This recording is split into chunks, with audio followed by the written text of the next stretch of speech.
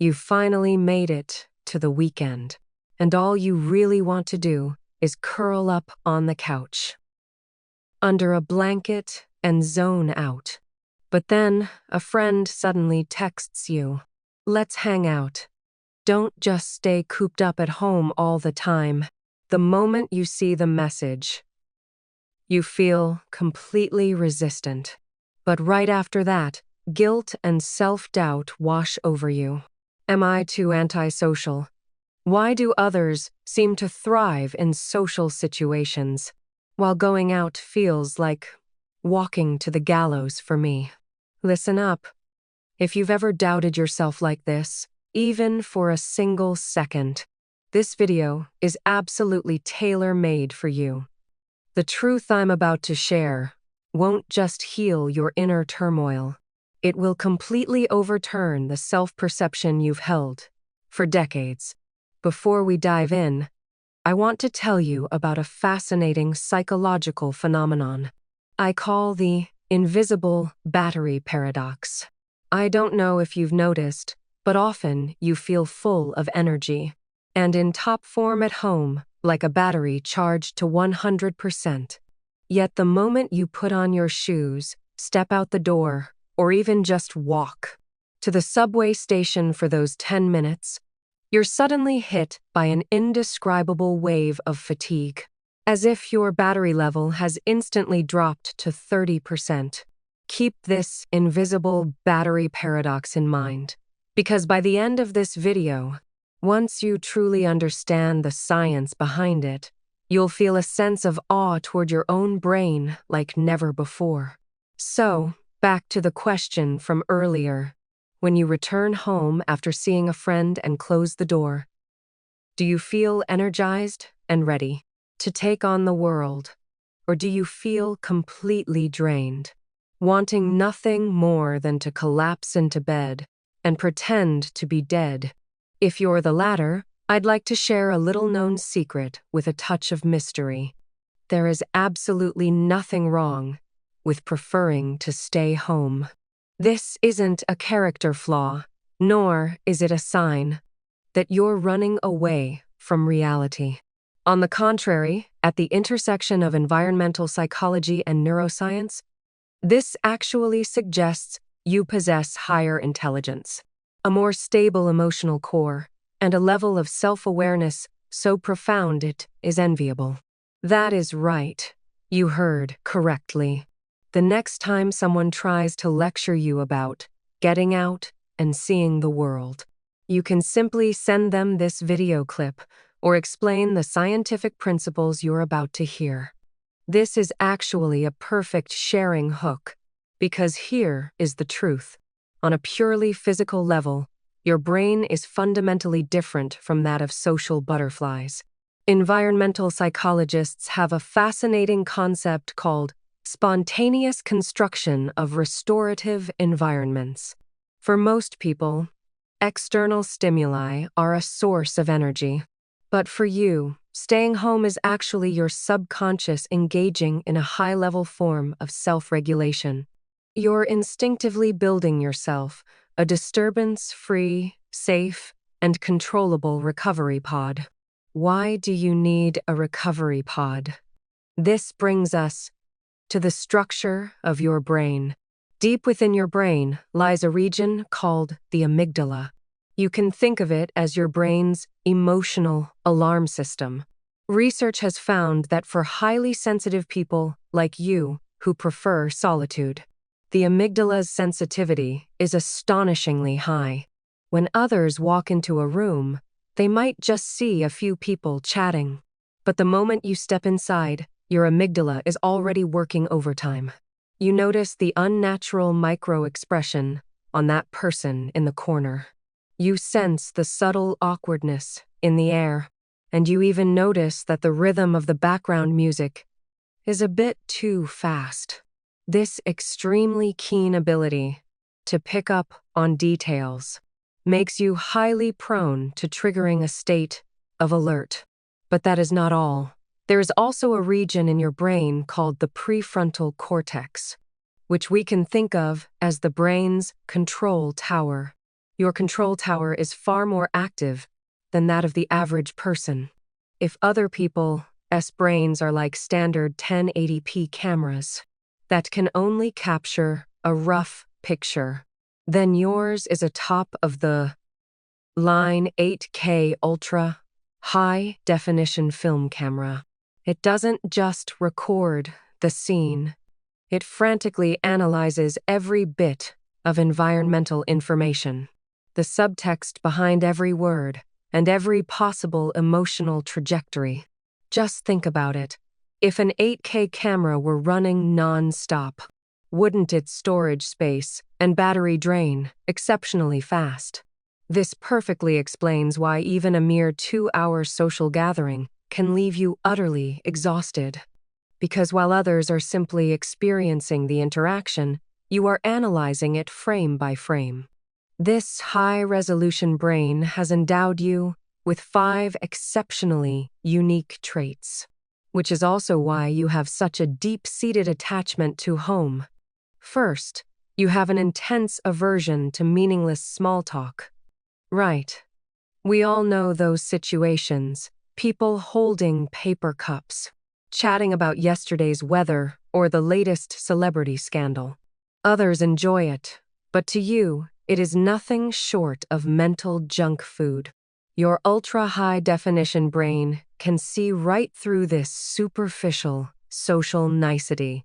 To you, it feels like a complete waste of life. What do you crave? It is that soul-stirring, sincere, deep connection. Without it, you'd rather be alone than pretend to be having a blast in a crowd. Second, your sensory antennae are exceptionally sensitive, which means your cognitive load is always at the breaking point. Speaking of which, I have to ask a question that is guaranteed to give you goosebumps. Have you ever had this experience? When you're shopping at the supermarket, do you feel inexplicably irritable and exhausted simply because the overhead fluorescent lights are too bright, or the background noise in the store is too loud, or when you're trying to parallel park in a crowded lot? Do you instinctively turn the car stereo down to the lowest volume, as if loud sounds were affecting your vision? If so, please tell me in the comments section right away you're not alone, because this is a classic sign of sensory overload. To you, the outside noise is a physical attack, which is why you desperately need to return home. That sanctuary where you can adjust the lighting, temperature, and sound to their perfect levels. The third trait is that you actually treat your home as a secret workshop for entering a state of flow. People on the outside might think you're slacking off or wasting time at home, but only you know that you need an environment where you are absolutely undisturbed. When you close the door and draw the curtains, your brain is finally freed from processing the complex web of social cues. It is only then that your creativity and capacity for deep thought truly begin to flourish. Whether you're reading a challenging book, immersing yourself in a hobby, or simply constructing a vast universe in your mind, home is your laboratory. Fourth, you deeply understand the value of quiet and peace, because you are sensitive and always fully absorbed in processing information. You know all too well how devastating internal conflict can be.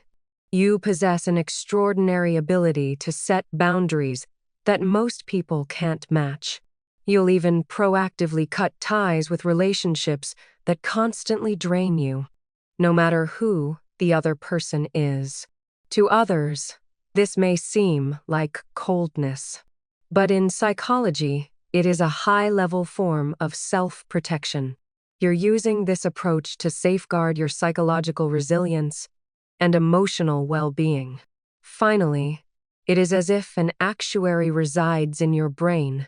You meticulously calculate the opportunity cost of time. You hate wasting time in traffic on the way to a party, and you hate waiting in pointless lines outside restaurants. You think to yourself, with the 2 hours I'd spend stuck in traffic, I could easily finish half a book at home or take a relaxing bath. It is not that you don't enjoy socializing. You simply refuse to waste your life on low-quality travel and waiting.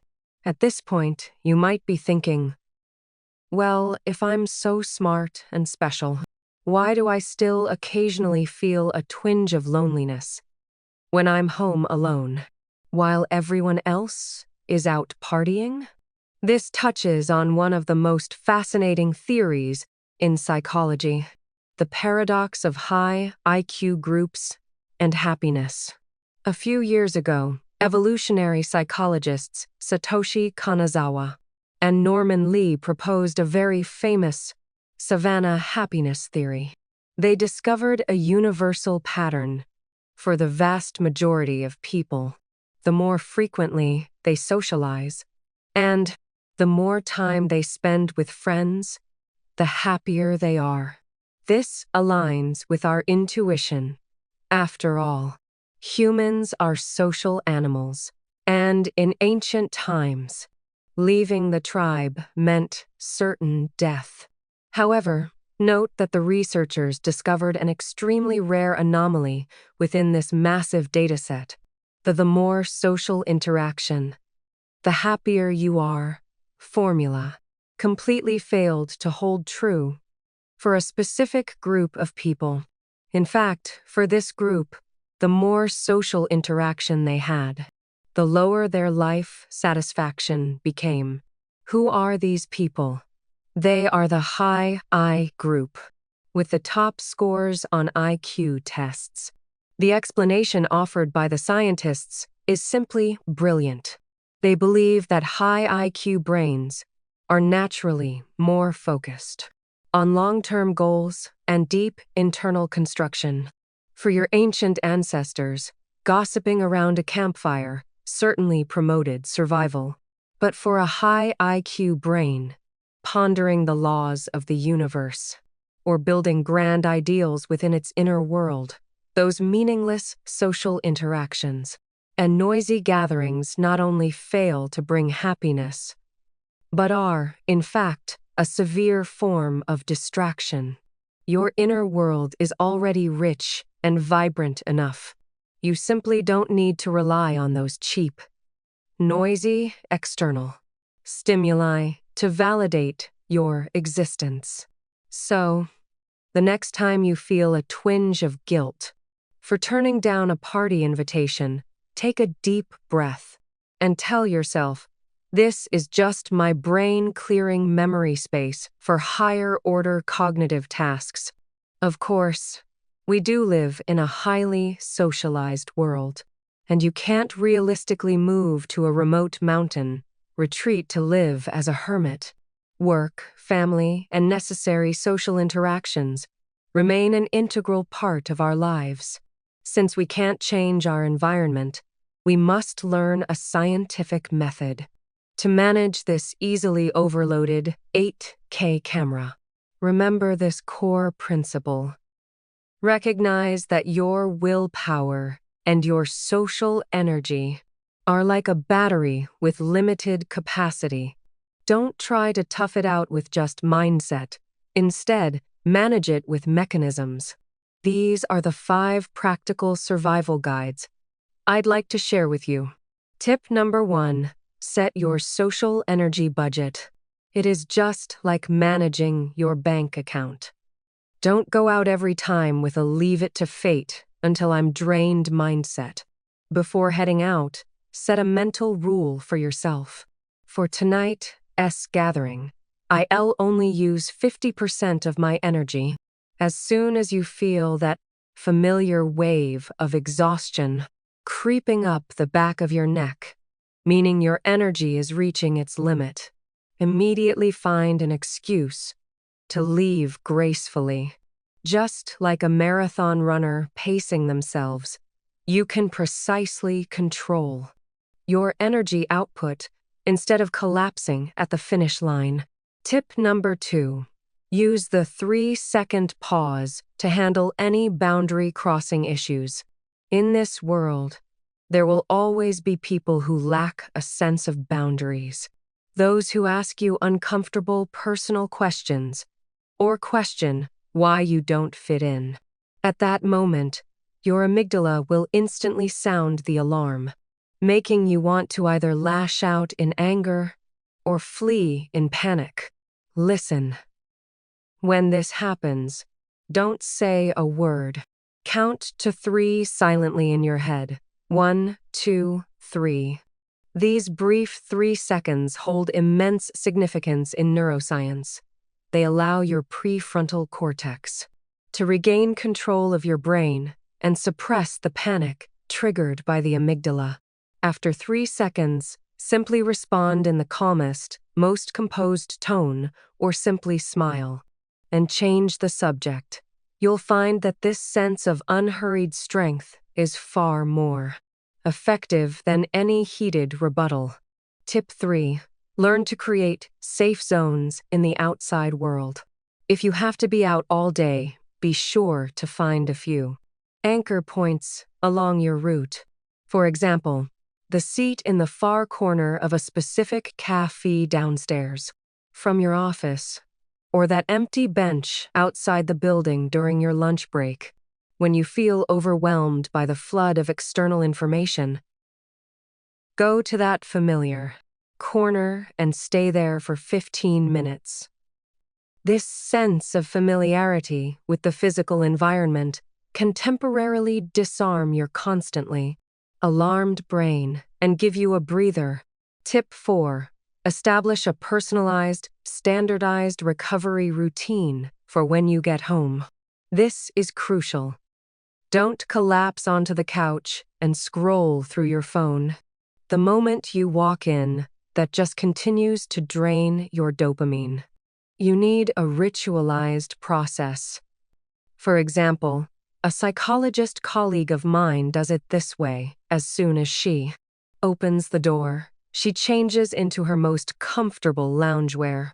Then, she dims the room lights to the lowest setting, leaving only a warm, yellow desk lamp on. Next, she pours herself a cup of warm water. Remember, drinking warm water effectively activates your parasympathetic nervous system, allowing you to truly relax. Finally, close your eyes and sit in absolute silence for 5 minutes, completely cutting off all visual and auditory input. This is like giving your brain a deep physical cool down, which can rapidly lower your cortisol levels. Tip number 5, and the most crucial one, replace quantity of relationships with quality of relationships. You don't need 500 like and follow acquaintances. You only need 1 or 2 soulmates who, after spending time together, leave you feeling recharged rather than drained.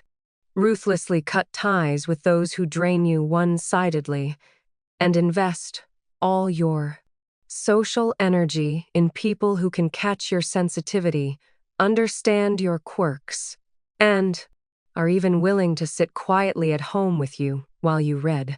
Now, let's return to the invisible battery paradox I mentioned at the beginning of this video. Why is it that you feel fully charged at home, but by the time you step out the door and walk to the subway station, you feel like you are down to just 30%? This isn't an illusion. In psychology, it is called anticipatory cognitive drain, because your ultra-high-definition, highly sensitive prefrontal cortex has already mentally rehearsed the chaotic crowds, glaring lights, and obligatory small talk you're about to face in a virtual environment. The moment you step out the door, your brain is too clever. It has already drawn down your energy reserves. To calculate risks, you feel tired because, to protect you, your brain has silently completed an invisible marathon. You see, you've never been sick, and you don't need anyone to fix you. You simply possess an operating system that is too precise and too advanced.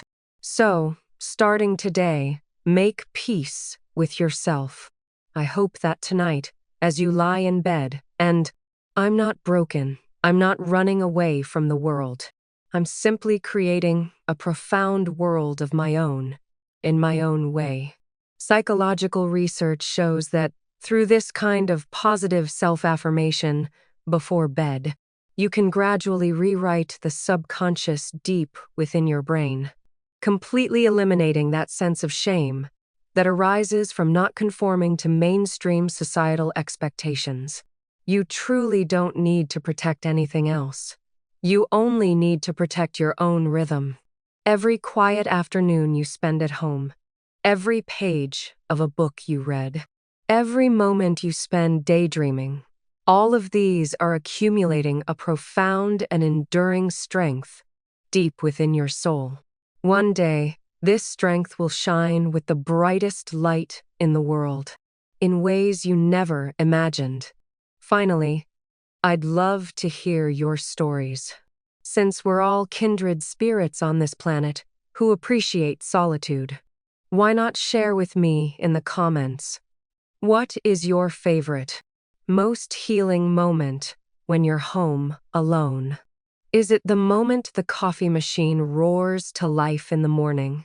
Or that instant late at night when the only sound is the tapping of your keyboard? Leave your story here, and perhaps you'll discover a soul here that resonates with you on exactly the same frequency. If this video gave you that sense of relief, that feeling of finally being understood, I hope you'll give it a like or subscribe to this channel, because here, we'll keep exploring the psychological truths hidden behind the everyday. See you next time. Take care of yourself and enjoy your time at home tonight.